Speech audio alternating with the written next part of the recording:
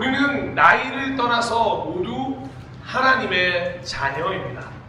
하나님을 아버지로 고백하는 아들이고 딸들입니다.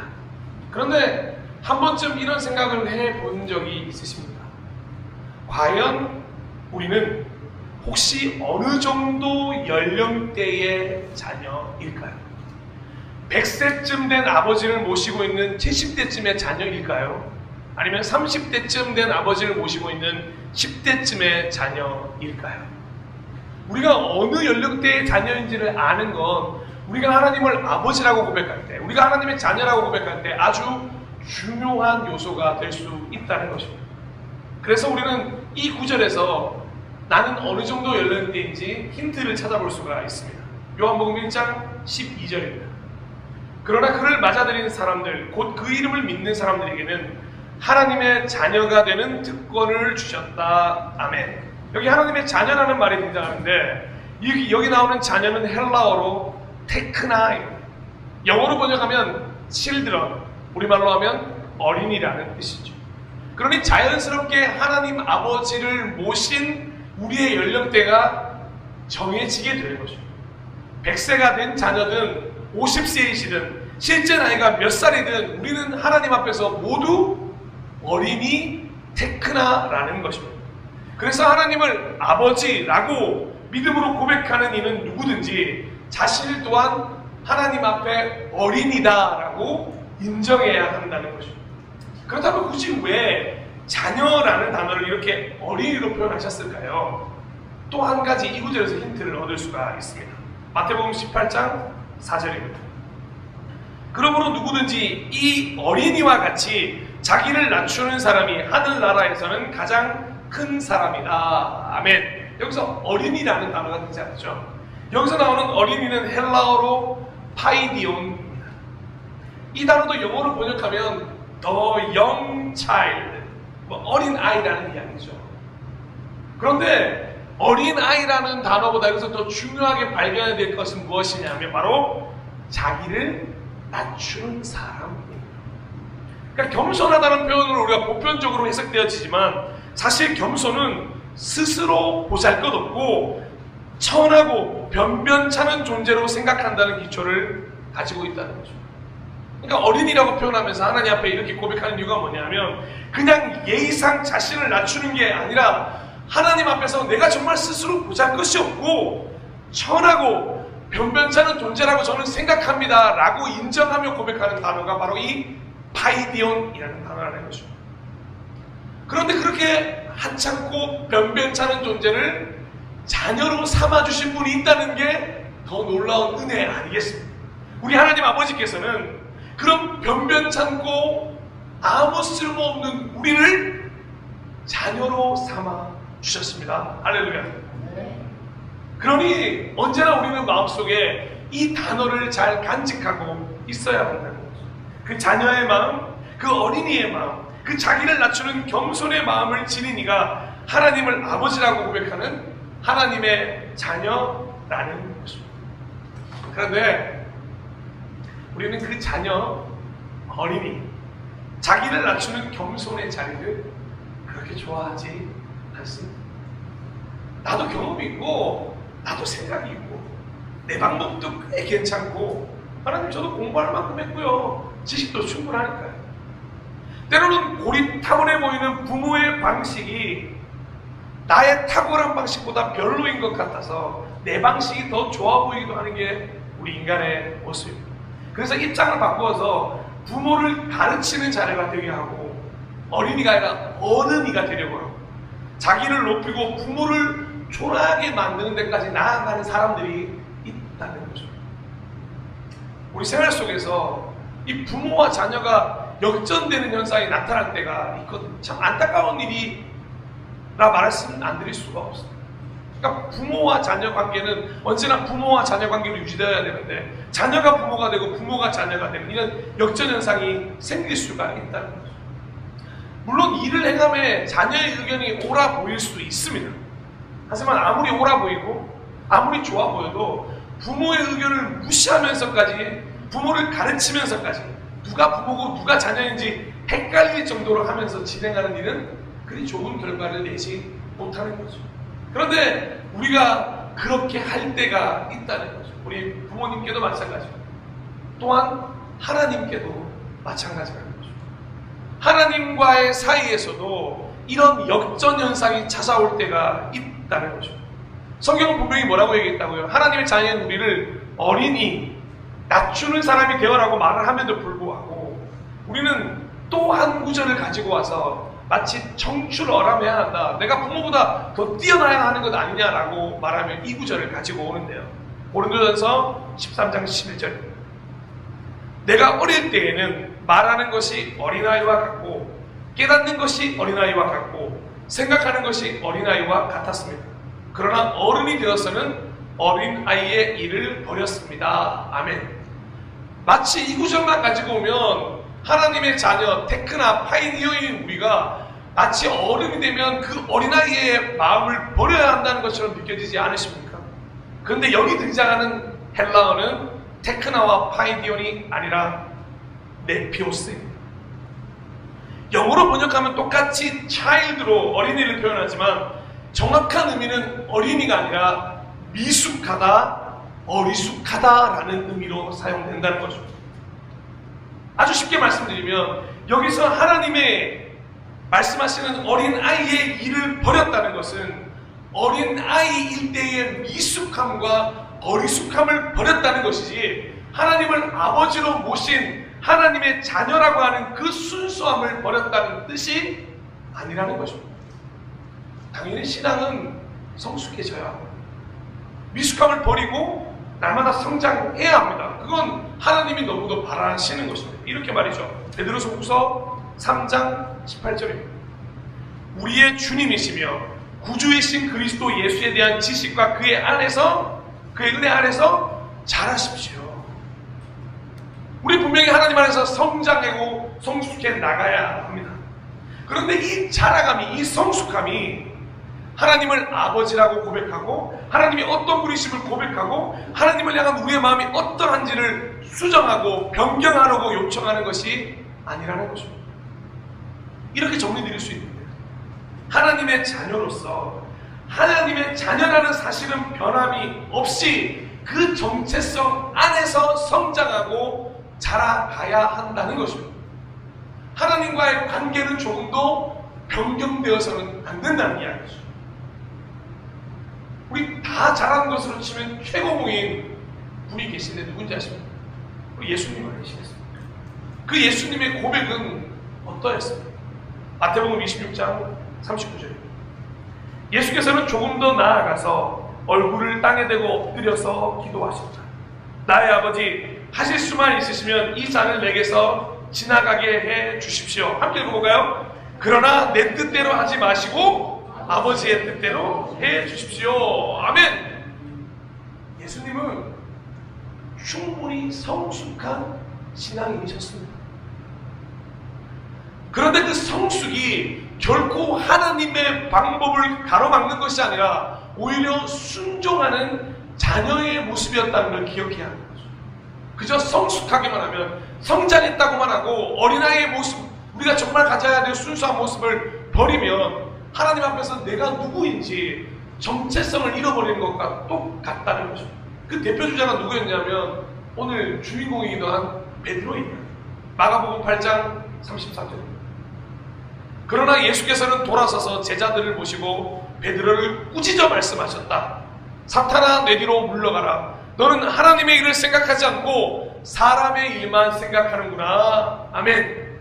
방금 베드로는 천국의 열쇠를 준다고 말씀대로 축복의 언어를 들은 상태였어요. 그런데 예수님이 십자가를 지는 걸 반대하다가 들었던 말이 뭐라고요? 사탄아, 내 뒤로 물러가라. 하나님 아버지의 자녀로서의 뜻에 순종하는 너의 모습을 지키되 성장해 나가야 하는데 너의 뜻, 사람의 일을 하나님의 일인 양 만들지 말아라. 우리가 하나님의 일보다 자신의 일, 사람의 일이 앞서게 되면 우리가 자녀이고 우리가 어린이고 우리가 자신을 낮추는 것에 대해서 우리는 잃어버릴 수가 있다는 거죠. 하나님의 자녀가 아니라 다 성장하고 다 성숙하긴 했지만 오히려 미숙한 어린아이가 될 수 있다는 거죠. 진짜 성숙한 그리스도인이 그럼 뭐라고 말할 수 있느냐? 이렇게 말씀드릴 수 있는 거예요. 순수와 겸손을 소유한 성숙한 그리스도인이라고 쓰고 그를 뭐라고 읽는다고요? 하나님의 자녀라고 읽을 수 있어야 한다는 거죠. 그러니 진짜 성숙한 그리스도인은 자라면 자랄수록 하나님의 말씀에 더 순종하는 사람이라고 말씀드릴 수 있다는 것입니다. 진짜 성숙한 사람은 어떤 사람입니까? 자신의 신앙을 높아지면 막 기분 좋아 행동하는 게 아니라 그 믿음의 행실을 통하여 하나님께 영광을 돌리는 삶을 살게 되는 것 아니겠습니까? 마태복음 5장 16절에도 그런 기록이 있습니다. 이와 같이 너희 빛을 사람에게 비추어서 그들이 너희의 착한 행실을 보고 하늘에 계신 너희 아버지께 영광을 돌리게 하여라. 아멘. 착한 행실을 주로 누가 알아요? 어린아이들이 하지 않나요? 우리는 분명히 이런 자녀의 모습, 어린이의 모습, 자기를 낮추는 겸손과 순수함을 유지하며 하나님께 영광 돌리는 삶이 될 수 있어야 한다는 것입니다. 그러기 위해서 뭐가 필요할까요? 고린도전서 5장 7절에서 8절은 이것이 필요하다고 이야기하는데요. 여러분은 새 반죽이 되기 위해서 묵은 누룩을 깨끗이 치우십시오. 사실 여러분들은 누룩이 들지 않은 사람들입니다. 우리들의 유월절 양이신 그리스도께서 희생되셨습니다. 그러므로 묵은 누룩, 곧 악의와 악독이라는 누룩을 넣은 빵으로 절기를 지키지 말고 성실과 진실 누룩으로 삼아 누룩 없이 빚은 빵으로 지킵시다. 아멘. 하나님 앞에서 언제나 하나님의 자녀로 살아가기 위해서 자꾸만 우리를 부풀게 만드는, 마치 옛날에 그 오징어 게임에도 나왔죠. 설탕을 녹이고 나서 거기다가 뭘 넣죠? 소다를 팍 넣으면 어떻게 되죠? 확 하고 늘어나는 거죠. 우리 안에 진짜 우리의 모습이 아니라 그런 누룩들로 우리를 부풀게 만드는, 그래서 하나님의 자녀로 살아가지 못하게 만드는 세상의 그 누룩들을, 악의와 악독들을 경계해 나가야 한다는 것입니다. 자, 오늘 이 묵은 누룩을 기억하면서 오늘 사도행전 읽었던 12장 말씀으로 한번 들어가 보죠. 사도행전 12장에서는 이 묵은 누룩 때문에 조금씩 부풀려지고 있던 한 공동체를 우리에게 소개합니다. 안타깝게도 그 공동체는 교회였습니다. 그것도 기도하는 교회였습니다. 성경은 그걸 기록하고 있는 거예요. 이 놀라운 기록 속으로 한번 우리가 자세하게 한번 들어가 봤으면 좋겠습니다. 당시 왕이었던 헤롯 왕이 손을 뻗쳐서 교회들을 처단하기 시작합니다. 야고보가 순교하게 됩니다. 여기서 말하는 야고보는 예수님의 제자 야고보입니다. 베드로도 잡히게 됩니다.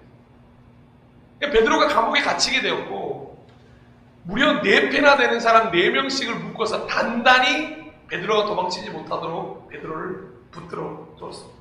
그래서 6월절이 지나면 백성들 앞에 끌어내서 이제 베드로 너마저도 공개 처형을 시키고 나는 완전 초대교회를 와해시켜버리겠어라고 하는 헤롯 왕의 계획이 있었던 거죠. 근데 이 소식을 전해드린 교회가 그래서 발빠르게 어떻게 행동하나요? 오늘 꼭 기억하시라고 했던 12장 5절의 말씀 다시 한번 읽어드립니다. 이렇게 되어서 베드로가 감옥에 갇히고 교회는 그를 위하여 하나님께 간절히 기도하였다. 아멘. 자, 정말 여러분 간절히 기도했습니다. 얼마나 간절히 기도했는지 하나님이 기도하자는 기록이 나오자마자 바로 응답해버렸어요. 바로 베드로를 감옥에서 꺼내주겠다고 천사를 베드로에게 보내버리죠. 이 얼마나 감사한 거예요. 그 와중에 베드로는 더 대단한 사람이에요. 그 와중에 그 감옥에서 뭐하고 있었냐면 아주 코골아가면서 깊은 잠에 빠져 있었습니다. 불현듯 이 베드로의 모습을 보면서 너무 닮고 싶습니다. 우리가 찬양을 하지 않습니까? 높은 산이 거친 들이 주 예수를 모신 것이 그 어디나 하늘나라라고 고백하는 사람들은 어떨까요? 감옥도 하나님의 나라니까 거기서 하게 잠들 수 있는 건 아니겠습니까? 얼마나 깊게 잠들었는지 천사가 옆구리를 발로 찼다고 기록되어 있다. 여러분 어느 정도로 깊게 잠들어야 옆구리를 차서 깨우겠습니까? 왜 일어났어요 베드로? 어안이 벙벙하죠. 그때까지 이거를 현실로 생각했다고요? 그렇지 않습니다. 베드로도 이게 꿈인 줄 아는 거예요. 그러니까 천사가 끌어주는 대로 제1초소 지나고 제2초소 지나고 시내까지 딱 나오고 철문이 딱 열리는 거예요. 그리고는 천사가 떠나가요. 여러분들이 베드로였다면 어땠을까요? 이때까지 발견하고 눈치채지 못했을까요? 모르겠습니다. 베드로가 삶이 덜겨서 그런지 모르겠는데 이렇게 천사가 떠나자마자 비로소 자유의 몸이 되었다는 것을 그 순간 깨닫게 되었다는 거죠. 사도행전 12장 11절입니다. 그때야 베드로가 정신이 나서 말하였다. 이제야 참으로 알겠다. 주님께서 주님의 천사를 보내셔서 헤롯의 손에서 그리고 유대 백성이 꾸민 모든 음모에서 나를 건져주셨다. 아멘. 이게 뭐 믿음의 고백인지 정말로 얼떨결에 고백인지 잘 모르겠습니다만 여튼 이렇게 고백하고 어디로 가느냐. 우리가 너무나 잘 알고 있는 마가의 어머니, 마가라고 하는 요한의 어머니가 있던 우리가 흔히 알고 있는 오순절 그 다락방에 있는 그 집으로 향하기 시작합니다. 왜 그곳을 가게 됐냐? 그곳에 뭐하고 있다고요? 기도하고 있어요. 그것도 적은 사람이 모여서 기도하고 있었던 게 아니라 많은 사람이 모여 기도하고 있다고 성경은 기록하고 있습니다. 자, 베드로가 잡혔습니다. 교회는 간절히 기도했습니다. 하나님께서 그걸 기도를 듣고 응답하셔서 베드로를 꺼내주셨습니다. 이쯤 되면 교회에도 하나님이 얘기해 주셔야 센스 아니겠습니까? 베드로한테 기도 들어서 베드로 지금 오는 중이야. 그런데 무엇 때문인지 교회는 계속 그럼에도 불구하고 기도하고 있었다는 아이러니를 가지고 있습니다. 베드로가 풀려났음에도 불구하고 교회는 지금 계속해서 기도하고 있는 거죠. 그럼 그들의 기도가 과연 무엇을 위한 기도였냐는 거죠. 베드로가 도착해서 문을 막 두드립니다. 얼마나 기도를 열심히 하고 있는지 문소리도 잘 못 듣는 거예요. 그래서 겨우 기도를 하다 말다 했나요? 아니면 문을 바라보고 있었나요? 어린 여종 로데가 나와서 문을 쓱 열어줍니다. 누구세요? 베드로야? 그러니까 얼마나 놀랬는지 문을 열어줘야 되는데 문도 안 열어주고 들어가서 베드로예요! 기도하고 있는데 베드로예요! 근데 뭐라고 했다고요? 여기서 어마어마한 많은 우리를 충격으로 몰아넣는 거예요. 12장 15절. 사람들이 여종에게 내가 미쳤구나 하고 말하지. 여종은 참말이라고 우겼다. 그러자 그들은 베드로의 천사일 거야 하고 말하였다. 아멘을 못하겠어요. 반응이 뭐라고요? 야, 네가 미쳤구나. 지금 뭐하고 있었다고요? 간절히 기도하고 있었는데 분명히 기도를 하고 있었고 정말 열심히 기도를 하고 있었고 간절함을 가지고 기도하고는 있었지만 안타깝게도 그들에게는 믿음이 없었다는 거죠. 그 기도를 들어줄 하나님에 대한 믿음이 그들에게는 없었다는 거죠. 기도라고 하는 행위라도 해야 좀 덜 불안해서 그랬을까요? 아니면 그냥 누군가의 강요에 의해서 야 베드로가 잡혔대 빨리 기도해 기도해 라고 해서 기도하고 있었는지. 근데 분명히 성경은 뭐라고 얘기하냐면 그들이 간절히 기도하고 있었다고 기록하고 있다는 게 문제라는 거죠. 분명히 기도했는데 믿지는 않았다는 거죠. 그러니 하나님도 너무 재밌는 거예요. 천사를 보내 베드로를 꺼내주셨는데 이제 교회에 가서 야 베드로 이제 나올 거니까 만나야 되는데 나를 얘기해야 되는데 지금 교회는 하나님의 음성이고 뭐고 다른 거 다 필요 없이 뭐하고 있다고요? 기도만 하고 앉아있다는 거예요. 얘들아 잠깐만 기도 멈추고 내 얘기 좀 들어볼래? 잠깐만요. 하나님 지금 기도하잖아요. 아니 그게 아니라 기도 횟수로 내가 결과를 좀 알려주고 밖에 베드로 와있어. 아 나 미쳤습니까? 어떻게 나옵니까 그 감옥을? 라고 말하는 것과 동일하다는 뜻입니다. 여기서 우리는 모두 진짜 한번 깊게 생각해 볼 필요가 있다는 거죠. 자신들의 생각으로는 기도하긴 했지만 베드로가 풀려나오는 그런 기적 같은 일이 결코 벌어지지 않을 거라는 믿음이 그들 안에 있었던 건 아닐까요? 풀어줄 거라고 하는 믿음이 아니라 야고보도 죽었는데 베드로도 꼭 저러고 죽겠지라는 믿음이 있었다는 거죠. 하나님에 대한 믿음보다 자신의 생각, 자신의 경험, 자신의 방법들 그것들이 만들어낸 믿음을 그들이 소유하고 있었다는 거죠. 그러니까 다시 한번 말씀드립니다. 간절히 기도했지만 믿지는 않았던 거죠. 그런데 어떡하겠습니까? 로데의 말은 사실이었고 계속해서 들려오는 베드로의 문 두드리는 소리에 나가보니 베드로가 서 있는 겁니다. 이어지는 16절. 그동안에 베드로가 줄곧 문을 두드리니 사람들이 문을 열어서 베드로를 보고 깜짝 놀랐다. 아멘. 여기 깜짝 놀랐다는 우리가 흔히 쓰는 말로 혼비백산이라는 말을 써요. 도저히 믿기지 않은 일이 일어났을 때 쓰는 단어가 이겁니다. 사랑하는 여러분, 누가는 왜 이런 본문을 기록했어요? 누가는 지금 이런 교회의 모습을 보면서 무슨 하나님의 마음을 우리에게 전해주고 싶었던 것이에요. 하필 오늘이 어린이날이기도 해서 메시지는 더욱더 선명해 보이는 것 같습니다. 누가는 교회가 다시 하나님의 자녀가 되기를 소망하고 있는 것입니다. 네피오스, 미숙함이 아닌 테크나, 파이니언, 어린이와 겸손의 마음으로 기도해야 한다는 것을 다시 한번 우리 모두에게 말해주고 있다는 것입니다. 하나님 아버지를 향한 순수하고 순전한 마음을 회복해야 한다고 그 당시 교회들에게 그리고 오늘 우리 모두에게 요청하고 있다는 것입니다. 사랑하는 여러분, 우리 하나님은 우리가 고백한 대로 우리 주 하나님은 전능하시는 분이 맞습니다. 그에게는 불가능이 없으십니다. 아무리 우리의 방법과 생각이 경험이 뛰어나다고 말해도 하나님 아버지의 방법, 생각과 경험에 비할 수가 없습니다. 그러니 우리에게 필요한 게 뭘까요? 우리의 방법과 생각을 내려놓고 하나님의 방법을 온전히 의지하는 것입니다. 기도하는 행위도 중요하죠. 하지만 기도 행위보다 더 중요한 게 뭐냐면 믿음이라고 하는 확신이 우리 안에 있어야 한다는 것입니다. 그 중심으로 기도해야 하고 하나님은 하실 수 있다고 순수하고 순전한 믿음으로 하나님께 구하는 하나님의 자녀가 되어야 한다는 거죠. 여러분, 여러분의 삶 속에 지금 불가능이 있으십니까? 교회를 보며 교회 안에 있는 불가능들이 있어 보이십니까? 하나님의 나라에 이건 불가능한 거야. 2024년도에 이런 일은 벌어지지 않을 거야 라고 생각하는 그 수많은 불가능들이 있으십니까? 오히려 하나님은 하실 수 있다고 하는 순수한 믿음과 순수한 고백이 이 어린이날, 어린이 주일에 어버이들께서 먼저 회복하시기를 축복합니다. 누가가 이 구절까지 딱 쓰고 나니까 자기가 먼저 썼던 누가복음에 이 구절이 생각이 났을 거라고 저는 믿습니다. 누가복음 18장인데요. 누가복음 18장 1절은 이렇게 시작합니다. 예수께서 제자들에게 늘 기도하고 낙심하지 말아야 한다는 뜻으로 비유를 하나 말씀하셨다. 누가복음 18장에 나오는 기도에 대한 비유인데 이 기도의 비유의 끝이 뭔지 아십니까? 18장 9절입니다.